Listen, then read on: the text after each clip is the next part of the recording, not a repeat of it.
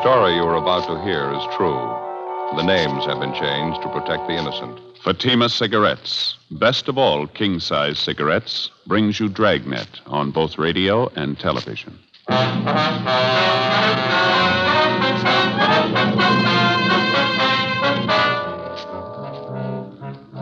You're a detective sergeant. You're assigned a homicide detail. You receive a complaint about the owner of an apartment building. He signs leases for the apartments, then he threatens to kill the tenants if they move in. Your job? Investigate.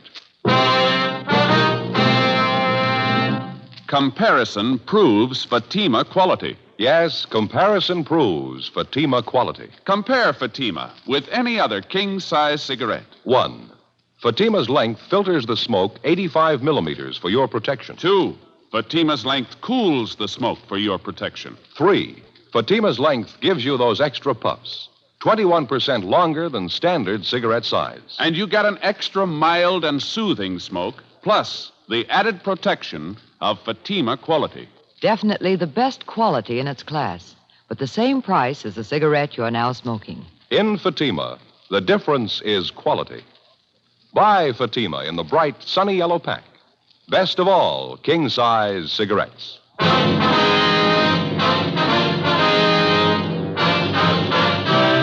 Dragnet, the documented drama of an actual crime. For the next 30 minutes, in cooperation with the Los Angeles Police Department, you will travel step by step on the side of the law through an actual case transcribed from official police files. From beginning to end, from crime to punishment, Dragnet is the story of your police force in action. It was Wednesday, May 9th. It was hot in Los Angeles. We were working the night watch out of homicide detail. My partner's Ed Jacobs. The boss is Captain Lorman. My name's Friday. It was 6:47 p.m. when I got back to the Capitol Avenue Auto Court. Cotty's number 11. No reason in the world for it. I tried to reason with him. He wouldn't even listen. It's the craziest thing I ever saw. Yes, ma'am. Now, Joe, did you find the phone all right? Yeah, I checked the office. Lope says they picked up Daniels a few minutes ago. They're bringing him downtown now. Oh, they got him, did they? They're going to put him in jail? Well, it depends, ma'am. It's going to take a little more investigating first. I don't see what else you need. He threatened us with a gun, me and Doris Ashby. If that isn't a crime, I don't know what is. A few more questions we'd like to ask you, ma'am, if you don't mind. A couple of things we'd like to clear up. I told you just how it happened. Doris will tell you the same thing. He's just a crazy old man, if you ask me. Ought to be put away. Did you ever have any trouble with Mr. Daniels before this afternoon, Miss Cameron? Excuse me, the baby. Yes, ma'am. What is it now, honey? Can't you sleep?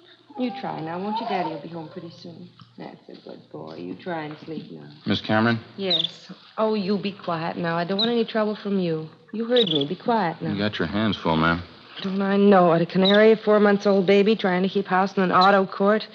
If I knew it was going to be like this, I never would have left Paso Robles. You've only been in town a week or so, is that right? It's closer to 2 weeks. Seems more like 2 months trying to get along in a place like this. A room and a bath, no place to cook, rinse out diapers. It's terrible. I told my husband he should come down here alone, find us a place to live first. Then we could move. No, he had to have it his way. Mm-hmm. You say your husband made the first contact with Daniels. He gave him a deposit on this apartment, is that right? Yeah, that's right. The same day he started work at the aircraft plant in the valley. We've been living in Paso Robles since we got married. A month ago, Pete, that's my husband, he got a lead on this aircraft job down here. Him and Ralph came down and signed up for it. Ralph, who's that, ma'am? Ralph Ashby. He's Doris's husband. Doris Ashby. She's my best girlfriend. We were neighbors up in Paso Robles. Oh, I see. They're not doing much better than we are right now. They're staying in another court up the street. Same thing, room and a bath. Doris is expecting, too, poor kid. Did you hear me? You be quiet now. You want to wake up the baby? About the arrangements your husband made with Daniels to lease this apartment, Miss Cameron, when was all this? A week ago Monday, the day after I moved down here. My husband and Ralph Ashby saw the rental ad in the paper, and they went over and talked to Daniels. He said, all right. He had an apartment for the Ashbys and one for us. Nice places, too. I see. Ralph and my husband signed the leases, gave him the first and last month's rent in advance. It was all decided. Well, how is it you couldn't move in right away, Miss Cameron? Well, he said he was having the apartment house redecorated. Daniels did, I mean. He told Ralph and my husband the apartments would probably be ready for us on the 8th. That was yesterday. He said the 9th for sure, and that's today. And you tried to move in this afternoon, and Daniels refused to let you in. Is that it? I had the movers get all our things out of storage and move them out to the apartment. So did my girlfriend, Doris. The movers were just starting to get our furniture out of the van and move it into the apartment when Mr. Daniels showed up. He acted like a crazy man. Well, did he give you any reasons why you couldn't move in? He tried to give us a lot of reasons. None of them made any sense. You can ask Doris. She'll tell you. She was there with me. Well, what did Daniels say, now, just for instance? He said a lot of things. First, he told us there was no water in the apartments. It hadn't been turned on yet. He said the gas wasn't turned on either.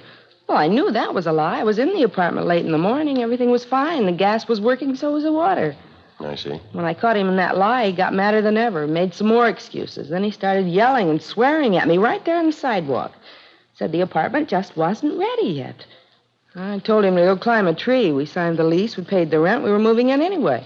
Told the movers to go ahead, take in the furniture. Well, what'd Daniel say then? Nothing. He just got real purple in the face, and he put his hand in his coat pocket, and he took out a gun, pointed it at me and Doris, and I had the baby in my arms. Imagine that.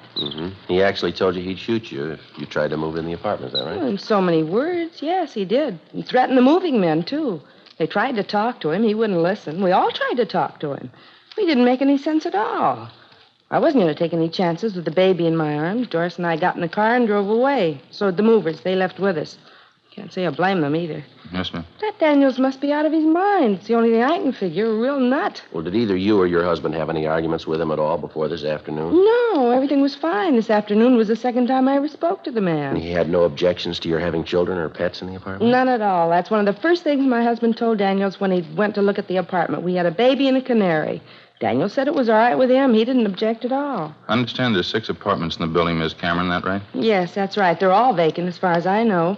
Daniels just bought the building a month ago. That's what he told my husband, anyway. He had the place redecorated, and the work was all done. The apartments are just sitting there. That's why I can't understand it. Why won't he let us move in? Yes, ma'am. We paid our money, signed the lease. If he gave us any kind of a good reason why we shouldn't move in, I could understand it. But to keep us out for no reason at all, to stand out there on the sidewalk and threaten to shoot us if we move in, me with a baby in my arms, I don't know. He must be crazy. You say you were in the apartment this morning, Miss Cameron. Did you notice anything unusual about the place, anything out of the ordinary? No, nothing. And you say Daniels couldn't give any reason at all why you shouldn't move in? Just one. It convinced me. Yeah. That gun. Before we left Mrs. Cameron, we took her crime report and had her sign it, and then we drove back downtown to the squad room where Gene Bechtel and Lloyd Bond were waiting with the suspect, Edward Daniels. They'd already checked him through R&I. He had no previous criminal record. They gave us a .22 caliber H&R revolver along with 6 shells which had been found on the suspect at the time of his arrest. The gun had been loaded. Pawn shop records showed that the weapon had been purchased by the suspect and had been registered in his name. We had stenographer Eleanor Eastlack type up the crime report, and Ed and I took Daniels down the hall to the interrogation room. He was a small, thin man, blue eyes, gray hair. Don't know what all the fuss is about. I own the building. I can keep people out if I want to. Well, we saw the lease you signed with the Camerons. The other couple, too, they paid their rent. Why the sudden change of heart? I don't think that's any of your business. Matter between me and the tenant. It's our business when you threaten him with a gun, Daniels. Assault with a deadly weapon, that's a felony. Didn't hurt the woman. Just wanted to scare her, that's all. Just a couple of farmers anyway. Never should have given him the lease in the first place. Lousy kid with him and that bird chirping all the time. How'd you happen to have that gun with you this afternoon? Didn't happen to have it. Carry it all the time. It's my business, isn't it? Registered down here. Mean you got a permit to carry this gun?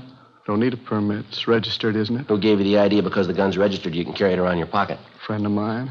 Nothing wrong with it, is there? Having a gun registered is nothing more than keeping a permanent record of it. You can keep the gun in your home or in your office, but it doesn't give you the right to carry it around with you. Oh? Why didn't they tell me that when I had it registered? You were told, Mr. Daniels. You know that. Well, I don't remember it. Doesn't make much difference if you remember or not. Nobody has a permit to threaten people with a gun. Told you I wasn't going to hurt her. She just kept arguing with me. I'm a sick man, you know. Thought she was going to hit me. You mean while she was holding that baby in her arms? Now, come off it, Daniels. What's this thing all about? Told you before. I think that's my business. You signed a year's lease with the Camerons. You accepted the first and last month's rent. You took their money. You advised them they could move in this afternoon. When they try to move in, you meet them at the front door and threaten them with a gun. Now, what's it all about? None of this makes any sense. Changed my mind. I'm not ready to rent them out yet. Well, then why'd you sign that lease with the Camerons? How about it, Mr. Daniels? If there's something in that building you're trying to cover up, you might as well tell us. A couple of men out there now checking it. You can go ahead and check. I don't care. They won't find anything. Got nothing to hide. How long have you lived here, Daniels? 18, 20 years. Why? Where'd you live before you came here? Ohio. Cleveland, Ohio. You ever been arrested?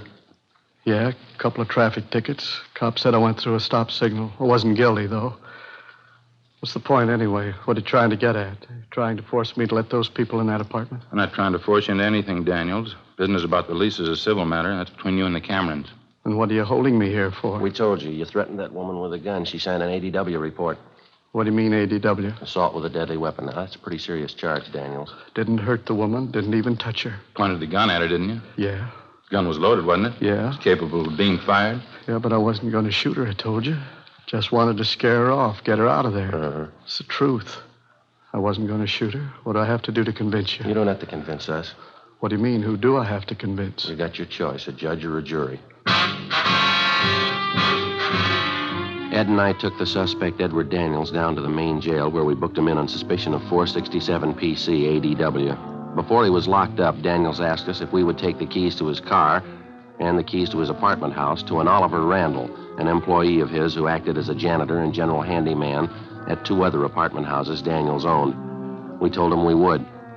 After we left the main jail, we checked with the office, and then we drove out to the location of the apartment house to interview the neighbors and deliver the keys to Daniels' handyman, Oliver Randall. Other than telling us that they considered Mr. Daniels a little eccentric, the neighbors were unable to give us any additional information that might help us in the prosecution. After we finished talking to the neighbors, we went across the street to the apartment house. There were lights burning in the upper rear apartment. We tried the bell, but there was no answer. From the set of keys Daniels had given us, we found the one that fit the door and let ourselves in. We heard somebody moving around on the floor above us. We went up and found a man there who identified himself as Oliver Randall. He appeared nervous and upset. There were papers and rags scattered over the floor of the room. Oh, yeah, I was just cleaning up here. Mr. Daniels told me to be sure and clean this up, papers and junk. I see. Well, here's some keys for you, Randall. Daniels asked to get them to you.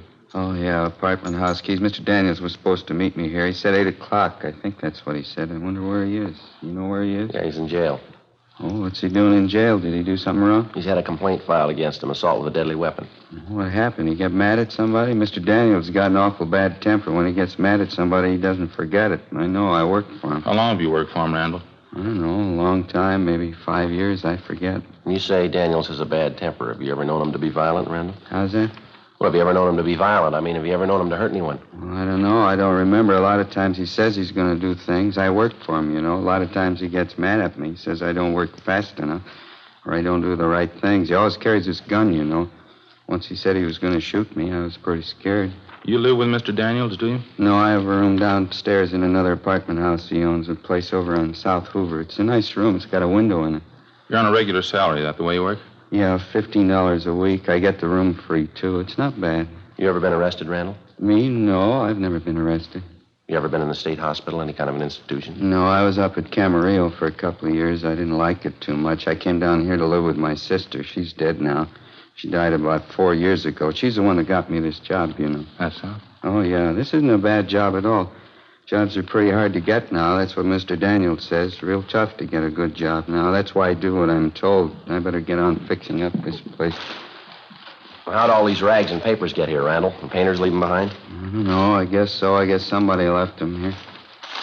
We understood the apartments were already cleaned up. They were ready to move into. What's that? I say we understood the apartments were all fixed up, that they were ready for the tenants to move right into. Oh, I don't know. I wouldn't know about that. Mr. Daniels takes care of renting the places. I just help him. I do what he tells me.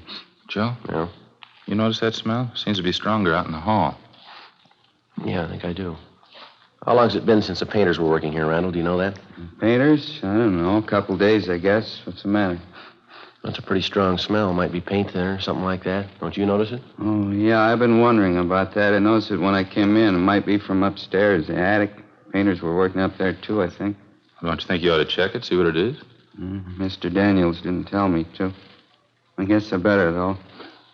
Smells pretty strong. I guess I better see what it is. Well, how do you get to the attic from here? Down the end of the hall, there's a stairway there. It goes right up in the attic. I'll show you. All right, fine. Yeah, smells like gasoline or something. All the apartments are vacant, that right? No one living in the building at all? Yeah, that's right. We go up the stairs here. Mr. Daniels had the whole place worked over. Nobody here at all right now. I guess he'll be moving in pretty soon. Going to be a lot of work. Got the other 2 apartment houses to take care of, and there's going to be this place. It's going to be a lot of work. Daniels hire anyone else besides yourself to help out with the work, I mean? No, I don't think so. Just me. I keep pretty busy. Here's the attic. Yeah, this must be where it's coming from. Yeah, it's strong enough to knock you over in it. The light switch is over here. Just a minute. Yeah, it's sure a mess. Papers, boxes, pile of old rags. That 5-gallon can there on the floor. Kerosene, huh? Yeah, it's just about empty, too. It's all spilled all over the floor. Mr. Daniels ain't gonna like that. He's gonna get mad. You usually keep this stuff up here, do you, Randall? No, I guess it was with the painter's stuff. Those cans and things on the table there, I guess it got knocked off and spilled. Spilled all over the place, didn't it? Well, how come the painting crew didn't take their stuff with them when they left? All this equipment here. They're all finished with the job, aren't they? I guess so. You'd have to ask Mr. Daniels about that. They're all finished on the inside. I know that. They have the outside to do, though. Maybe that's why they left their stuff. Well, it's not a very safe way to leave it. Rags, papers, look here, kerosene spilled all over. You better get this place cleaned up first, don't you think, Randall? Well, I don't know. I sure wish Mr. Daniels was here. You won't let him know, will you? What do you mean, let him know what? Don't tell him I'll let you see the attic, huh? 9:35 p.m. Ed and I left the handyman, Oliver Randall, at his apartment house, went outside and got in the car. Neither one of us could find any explanation for it, but we both had a hunch there was something wrong with the setup. We drove to a neighborhood service station, called the office, and told them that we were going to stake the apartment house. We drove back and found a place to park where we could keep the building under surveillance without being seen. We waited. 10 p.m., 10:30, 11 o'clock. At a few minutes past 11, we saw Randall come out of the front door of the apartment, get in a blue sedan, and drive off. We followed him to an apartment building on West Pico and saw him enter a rear door. We waited. At 12:15 a.m., Ed got to a phone, called Captain Bernard at the business office, and notified him of our location. At 12:45 a.m., two men arrived to relieve us, and we briefed them on the facts. We drove back to the office, made out a 15.7 to Captain Lorman, and signed out. At 4 o'clock the next afternoon, we reported back in for work. We checked the book and found a message that the suspect, Edward Daniels, had been released from jail that morning on a writ, bail $2,500. The writ was returnable Thursday, May 10th. There was also a message in the book for us to contact Daniels' attorney, Richard Tiernan. Ed put in the call. Yes, sir. Uh-huh. I see. What's that? Yeah, I know. All right, Mr. Tiernan. Yeah, thank you. Goodbye. You were right, Joe. What do you mean? Daniels' lawyer wanted to know how serious the charges are. He says Daniels is pretty upset. Seems he had some trouble lately. His insurance company. What's the matter? You have an accident? The insurance company doesn't seem to think it was an accident. Happened 2 months ago at an apartment house over on South Union. Yeah. Burned down.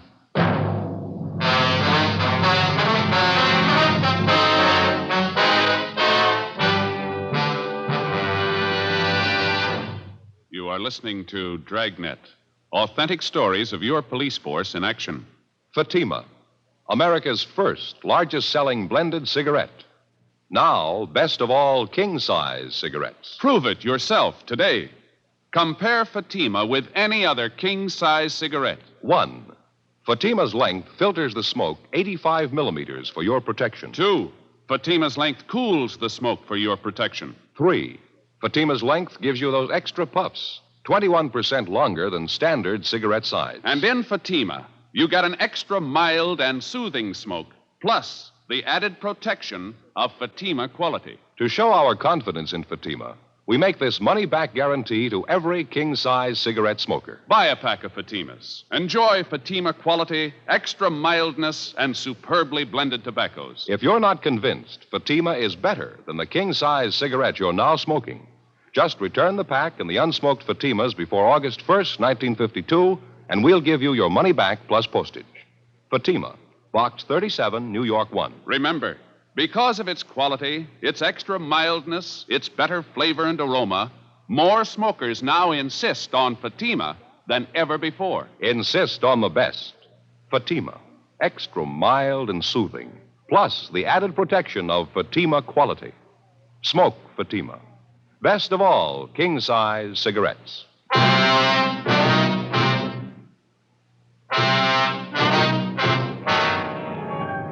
Thursday, May 10th, 4:30 p.m. We contacted the fire department's arson squad to find out if the fire at Daniels' apartment house on South Union Avenue 2 months before was under investigation.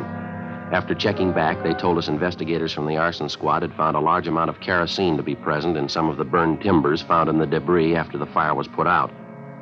They said that Mr. Daniels had admitted after the fire that the apartment building had been recently redecorated and that kerosene, paint, and other inflammables had been stored in the attic of the building. Ed and I contacted the insurance adjuster handling the case, a Snyder Peebles, and he told us there wasn't any doubt in his mind that the fire at Daniels' apartment house 2 months before was of incendiary origin. But he said so far the investigators were unable to prove it. The one thing that seemed to puzzle him was if Daniels planned on burning down the building Why did he go to the trouble and expense of redecorating first? Well, as soon as it was dark, Ed and I drove out, relieved the men on stakeout at the apartment house on West Pico, where the handyman, Oliver Randall, had his room. They reported no unusual activity during the day. 7:32 p.m., Randall came out of the apartment house, got in a car, and drove off. We followed him. If we got this Randall made right, it shouldn't be too long before we find out. Daniels is using him to work something out. Pretty sure we can count on that. Yeah, maybe. I'll watch it, Ed. He's turning down Union. Yeah. He's pulling up ahead. Don't crowd him now. There's a good spot here. Shouldn't be able to see us. All right, pull up in here. All right. That's fine. He's getting out of the car. He's going over to the house. Down the driveway. Going around back. He's out of sight now. All right, let's go. Still no lights in the place. Oh, yeah, there they go, in the basement. All right, easy. Let's take it easy. All right. Yeah, I think I can see the back door from here. All right, come on, easy now. What is it? All right, easy with this door, Ed. Don't let it bang. Uh-huh. Where now? Sounds like somebody upstairs, doesn't it? All right, come on, watch your step.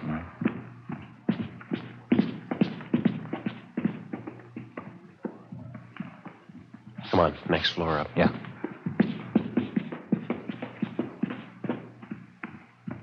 Yeah, it's up in the attic. Come on.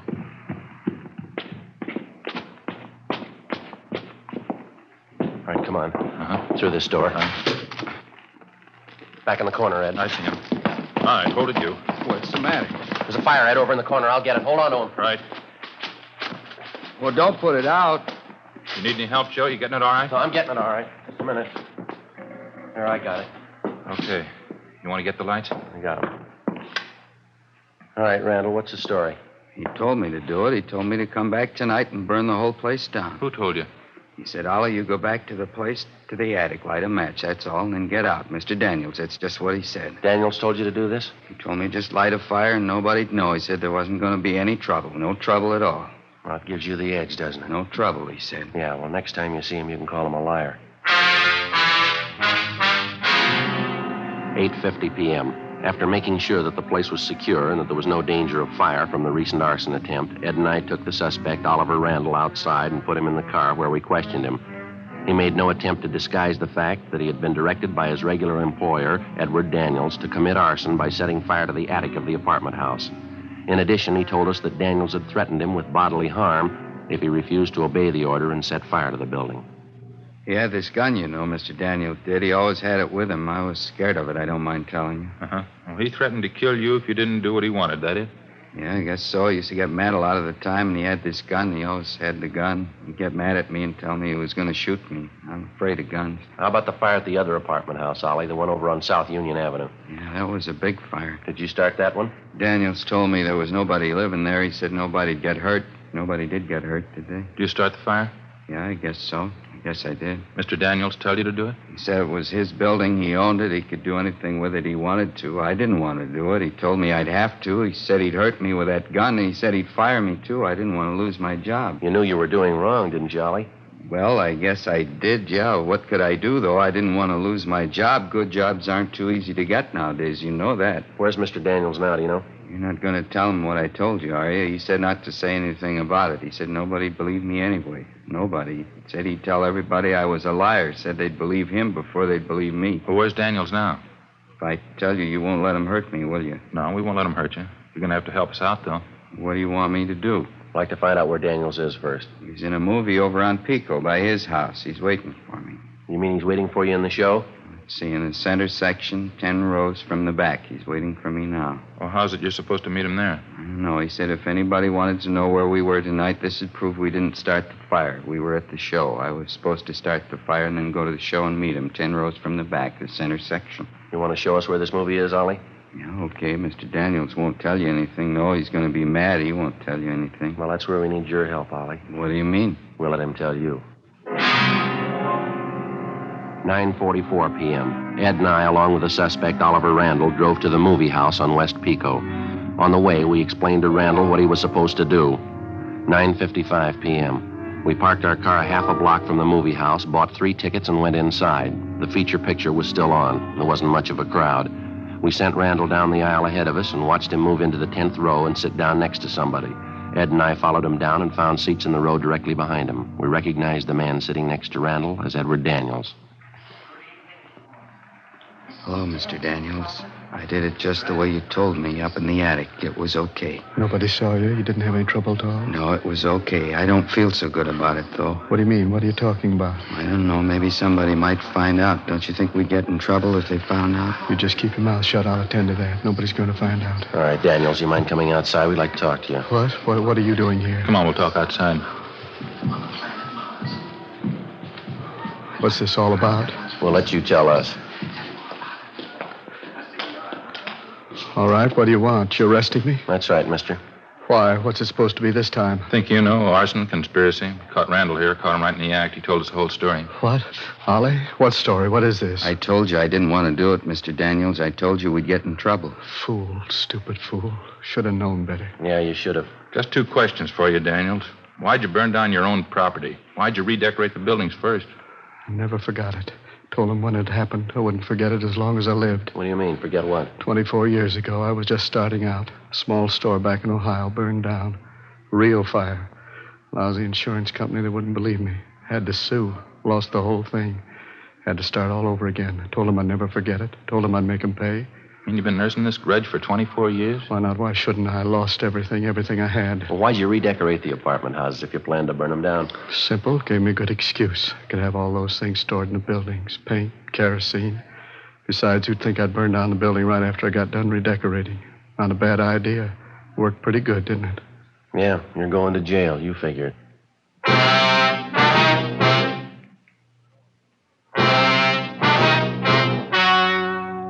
The story you have just heard was true. The names were changed to protect the innocent. On August 18th, trial was held in Superior Court, Department 86, City and County of Los Angeles, State of California. In a moment, the results of that trial. And now, here is our star, Jack Webb. Thank you, George Fenneman. Friends, comparisons are often very helpful in modern police work. Now, for instance, a suspect may be identified by comparing his M.O., or method of operation, with the known facts of a case. Comparisons are important to you in choosing your king-size cigarette.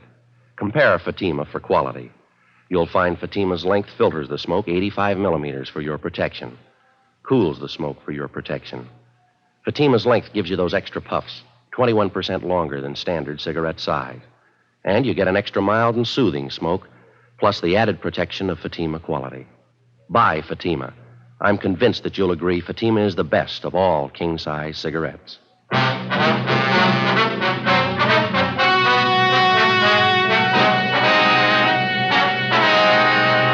Edward John Daniels was tried and convicted of 2 counts of conspiracy and 1 count of arson and received the sentence as prescribed by law.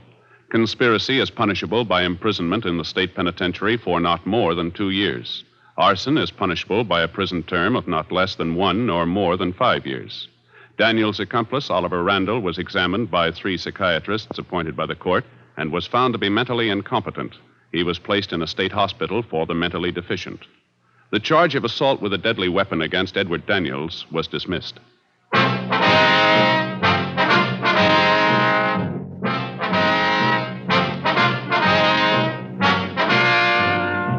You have just heard Dragnet, a series of authentic cases from official files. Technical advice comes from the Office of Chief of Police W.H. Parker, Los Angeles Police Department. Technical advisors, Captain Jack Donahoe, Sergeant Marty Wynn, Sergeant Vance Brasher. Heard tonight were Barney Phillips and Vic Perrin. Script by Jim Moser. Music by Walter Schumann. Hal Gibney speaking. Fatima Cigarettes, best of all king-size cigarettes, has brought you Dragnet, transcribed from Los Angeles.